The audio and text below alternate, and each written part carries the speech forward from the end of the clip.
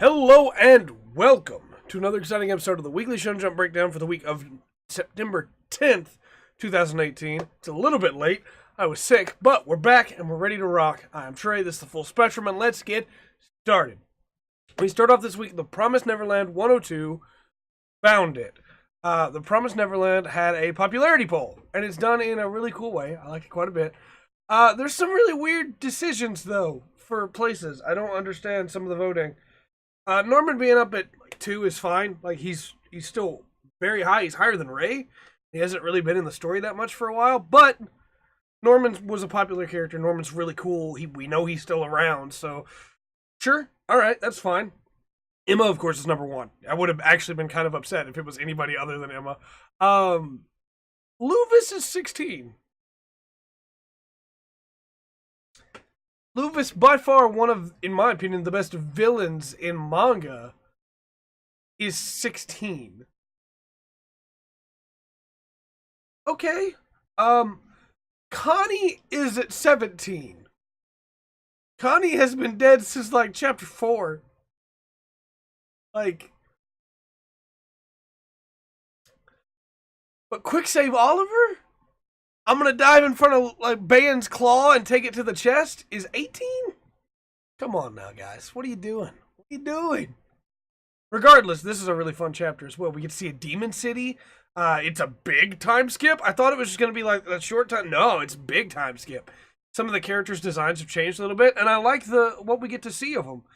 Ray is looking a little bit more like Yugo did when he first got introduced, which is really cool. And then all the characters, of course, being aged up a little bit, have a little bit more definition to them. Their jawlines are a little bit more angular, and that's pretty cool because it shows that they're becoming adults, you know? One of those fun little things that you notice in anime and manga, as characters get older, their jaws become less round. I thought that was really cool. I do think, too, that going around demon cities pretending to be demons and, like, narrowly escaping, that's sick. And also the fact that all the demons are just like, well, the Grace Field kids have to be dead by now. It's been a year and a half. Those kids are dead. And it's like, no, they're actually right around the corner. But, oh, man. It also was cool to see that they were digging into all the information on temples and stuff. And we end the chapter finding out that they found the temple. That's really cool. Looking forward to more, obviously. Very excited to see where the story continues to grow from here. I did not expect this severe of a time skip. And the fact that the guy who was going to help him has not called back in the entirety of this year and a half is pretty crazy. But, you know, we'll see how it goes. Now that these characters are a little bit older, I mean, the mangaka was not afraid to show kids dying before, but now that they're a little bit older, they're definitely on the chopping block. After that, we had Blue Exorcist 103, and boy, am I ready to be done with these titles. SSC 1129. So, this chapter was fun. I felt like it was very rushed, especially after the slow build-up of Yuri and Shiro for the first couple of chapters they were introduced, where we, get to see Yuri as a kid and Shiro hiding out and everything. But there were some fun moments. Seeing how Shiro got his glasses and who he took his name from, the guardian that had taken him in. Seeing him and Yuri both get knighted as exorcists. Getting to see Shiro in his own place. Just like laying down on his own floor, happy that for once, for just a little while, he's free. I thought that was really nice. I'm still really not sold on Yuri. I think the idea of somebody who wants to understand the demons is cool. But in a world where they're like just destroying everything and they're super dangerous, what I'm saying is it's hard not to be on Shiro's side. Like, yeah, he's the extreme, but it's hard not to be on his side in this kind of situation. Also, I just noticed just how messed up the green screen is. I'm sorry. I have to see if I can fix that before we stream. So yeah, it's hard not to at least try and understand where he's coming from, and Yuri really does not. But then she confesses to him in a scene that honestly pulls him completely off guard, but doesn't really seem to do much for him. Honestly, he's touched, and it's really cool too seeing I'm jumping around a lot. I'm getting back into the swing of things. It's really cool seeing him open up to her, but I think she capitalized on that too quickly. I think she should have let that relationship build a little bit before she went for the kiss and the confession, because it really didn't work. But, it was worth a shot, I guess. And then, of course, we see Yuri turning to the Rinka again, and this is where things will all begin to fall apart. But it was fun. I enjoyed it. It did the job just fine. I'm ready to be out of the past. Mainly because of these chapter titles, not gonna lie. But also because Rin isn't... The more time we spend in the past with Shiro, the more I feel like Shiro is more interesting a protagonist than Rin is. And obviously Yukio was always a little bit more interesting than Rin was. So, like, we need to get back to the present so we can do some stuff with Rin so that we don't get bored of Rin, I guess. I don't know, I just don't feel like Rin's really done that much in a long time, and that is very unfortunate. After that, we had Dr. Stone 73, Top Secret Mission. This whole chapter is built around Ukyo and Gin facing off with each other, and figuring out that Ukyo not only knows their plan, has figured out their plan, has figured out the entirety of the plan, but seemingly is on board with that in a really cool way. Because Ukyo, of course, was going to find them all eventually. He's got superhuman hearing, and there's no way they were going to be able to play that record as much as they were without it tipping him off. And it's really cool to see that the record was working. It was working very well. And Gin looks downright vicious in the panel that focuses on his scar from the stone breaking. Vicious. It looks great. But then we figure out that the big thing of this chapter is that Senku has had Yuzuriha repairing all of the people that Tsukasa shattered. Putting the pieces back together. Because he figured out if you can put the pieces back together before they begin to break down, those people could probably still be saved. There's no telling how much scarring they're going to have, but hey, at least they get to be alive. And I thought that was really cool because it shows that in the middle of this whole war, Senku is not just focused on taking down Tsukasa, also still wants to save all of those people that Tsukasa has been. And that's so much a Senku thing. And I'm sure that at some point Gin is in on it, because Gin is fully in the support Senku camp. And it's cool to see that Ukyo might be as well. We'll find out next chapter, I'm sure, but it was a fun surprise. It really was. It also gives Yuzuriha something really important to do that makes her plot relevant again. We still need a little bit more from Taiju, but Yuzuriha probably has the most important job in the entire manga right now, when it comes to just saving lives. But I think the battle is getting closer. I think within 2 chapters we'll probably be into the start of the fight, or at least heading to the fight. But we shall see. After that, we had My Hero Academia 197, Quadtic Quirkstravaganza. I got that on the first try. Did not think I was going to. There's some really cool stuff in this chapter, and I absolutely love it, but my favorite thing about this chapter is still Shinso. My man Shinso is still not thinking he's good enough. Even after the whole team comes together and takes down Class B's team, he still thinks that he needs to be able to do better on his own, because he wants to go solo. He doesn't want to be part of a team. He wants to go solo. And I don't know if the point of this arc is going to be to show him that he needs to be on a team, or if it's just going to be to show that he's capable of doing it on his own anyway, so let him. But there was some great stuff. Specifically, having Shinso there was what allowed them to win, because it broke down communication on the enemy team, because they couldn't trust who was talking. And that's such a cool little detail, as in communication is one of the most important things at all. And if you don't have it, you're going to lose. And it was really cool to see all these quirks being thrown against each other with only one team being able to coordinate. I thought Hiryu and his quirk was really cool. Obviously a reference to Strider, but also a reference to dragons in a really cool way. His quirk just lets him shoot scales. Yes, please. It also lets him, like, gather the scales up on his body as armor, but still, that's sick. Tsuyu throwing people into each other, as Hiryu tries to tell Shishida to dodge, but he can't trust him because Shinso's there. Like, that was a really great moment. There was just a lot of fun here, and I thought that was really cool. Kaminari didn't really get to do that much, but, you know, his presence was kind of a counter in and of itself, so it was pretty cool. I also liked that it wasn't shadow clones or, like, frog clones in any way, shape, or form. It was just that she had covered them with her slime, and so Shishida was smelling 3 of her. I thought that was pretty fun. And Kaminari making himself a target on purpose. That was pretty cool. I like this chapter a lot. I really love this arc so far, and I can't wait for the continuing matches. But Shinso is, man, he's a powerhouse already, and he's going to be crazy. Comes into his own. After that, we had Food Wars 278, Rustling in the Night. So this falls on a cliche, but also was fun. The cliche obviously being the, you know, everybody except for the 2 characters that are going to wind up together. Talk about everybody winding up together and all the relationships and stuff. Because Irina and Soma have no time for romance.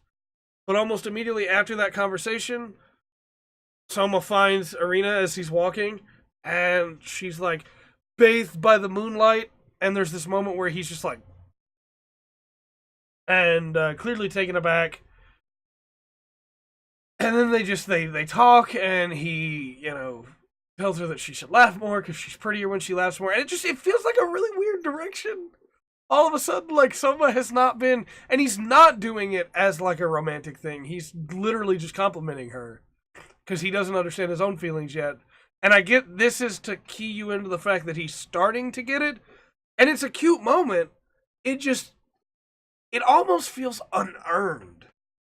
Like, there should have been a moment before this that started that, you know? Like, maybe her cooking something that just blows him away or something. I don't know. But I felt like it was a little too much all of a sudden. Even just having the stunned moment would have been fine. But this all ends, of course, with, you know, Irina telling him not to worry, and then him asking her if she's going anywhere, and he leaves, and then she gets kidnapped. And she gets kidnapped by, of course, Suzuki, Saiba, Asahi, and his minions, who are a martial artist with Guile's hair and a mask that kind of makes him look like Mr. X from Kenichi, except a lot smaller. A butler, sure, Esdeath, basically, and then a guy who looks like Shao Tucker, but in a kimono. So, yeah. I was super fine for the most part with this chapter up until that last section, and then, like, why? Why is there now kidnapping on top of this? It was all already so complex anyway. Why? The worst part is the chapter starts with Erina thinking that Suzuki's not that bad because he keeps sending her flowers, which, by the way, if you just keep sending somebody flowers, apparently they'll eventually start to think you're not a terrible person. And I guess if he just kept going, then things would have been fine, but he kidnaps her so that doesn't happen. And it just was like, okay, alright, sure, fine, okay. But you can tell what's not going to be chapter of the week for me. After that, we had We Never Learned 78, A Heartfelt Gift. Oh no, I put these out of order. A heartfelt gift sometimes becomes a complicated X. So, this chapter, by the way, is a lot of fun. I liked it a lot. The whole mistaken gift thing happens a lot in anime and manga. Gotta turn the smoothness down on this camera. The idea that Yuiga bought her a pin, but instead she gets the bra that his mother bought for his sister, and she doesn't say anything. I love that so much, because in a real life situation, what are you gonna say when somebody who's not in that kind of relationship with you gives you a gift like that? I would probably say something, but I also don't understand social cues very well. So she's like, I also really liked all of the shoujo panels that pop up. I don't have a better term for them, really. but the moments where somebody is honestly touched and the background changes behind them, like when Furuhashi realizes that Yuiga, yeah, he got her birthday wrong. He thought it was today and it's tomorrow, but he still remembered a present, and that was really cool.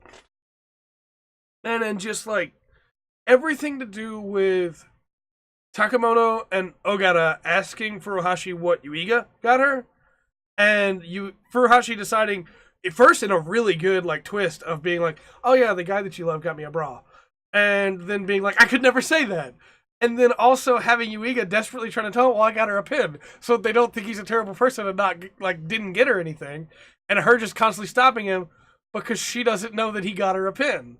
And it all winds up in probably, in my opinion, the best use of the breast-sized gag that has been continued since the start of this manga with Furuhashi, where she's obviously thinking about it, she's worried about it, she's trying to figure out if she should give the bra back, and she asks Yuiga, guys prefer big boobs anyway, right?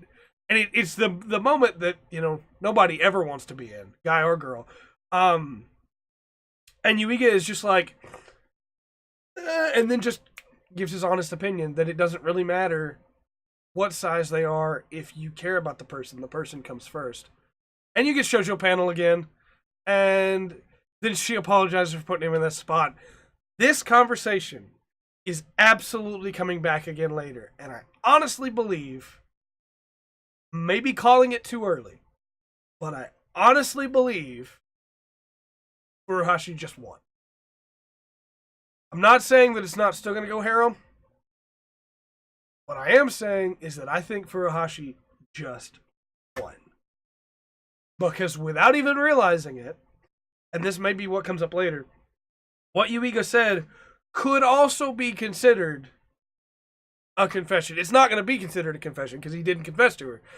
But it might as well have been in a different manga, Like, this kind of conversation would have led to that. And normally that means that character wins. We've seen Yuiga very honest. I honestly think, having given his true feelings about that, Furuhashi is there now. There's nobody else for her anymore, even if she won't say that. And even if she still worries about her friends. But I think this chapter kind of cemented it for me. Carice's still best girl. Clarification. But I think Furuhashi just won. Tell me in the comment section down below if you think I'm too early, or if you think one of the other girls has already won and I missed it. But I guess, is there even a winning in a harem? Not normally, I guess. But after that, we have Black Clover 172 Rebirth. It's really cool to see that Salamander chose Fuego Leon, because who else would he choose? I mean, Fuego Leon is like the most upright, friendly, devoted captain there really is. I mean, even Yami is not as devoted as Fuego Leon is. And then there's this really fun moment where Fuego Leon warns Randall to stay alive because he's about to murder this elf, but he doesn't want to kill Randall. Oh, that was really cool. And when he yells Randall's name, Randall, I believe, flinches. Somebody flinches of either him or the elf, but I believe it was Randall himself. We also get to see that just about the entirety of the Golden Dawn has been taken over by elves, which makes sense. If, Patry was gathering people that would be good houses for the elves, then it makes a lot of sense it would be the Golden Dawn, his own brigade, through William. But Langris is there too, and he's been taken over by an elf. And Finral wakes up in a really weird way, as if he suddenly realized it, and maybe he did. Maybe he noticed Langris's magic was acting up again. But Yami comes to get him, and we're going to get a rematch between Finral and Langris. And Finral's probably going to win this time, since Langris took him down last time. And I'm excited for that. I think it's about time for my boy Finral to get back into the action again. But this was a fun chapter. I enjoyed it quite a bit. After that, we have Seraph of the End 71. Black. So, I'm torn on this chapter. This is, by the way, just for clarification, this is my chapter of the week. I think the back half of this chapter is a little rushed and slightly confusing. because they don't really give that reveal the weight that it should have, in my opinion. That Kirito has been possessed, and that Guren's 2 orders are either to kill him or to save him if he can. Like, that's a big moment. That's, I don't know. Maybe the whole point of having a cliffhanger was so that it could have its gravitas, and the next chapter will go into an actual conversation about it. But the first half of this chapter, where it's just Mika and you, and they're just hanging out. And you is basically like, hey, it's so great that we're both still alive. And Mika's like, I'm not alive anymore. I'm a vampire. And you, like, touches his chest and doesn't feel a heartbeat. He's like, whoa, that's so crazy. But we're together, so that's fine.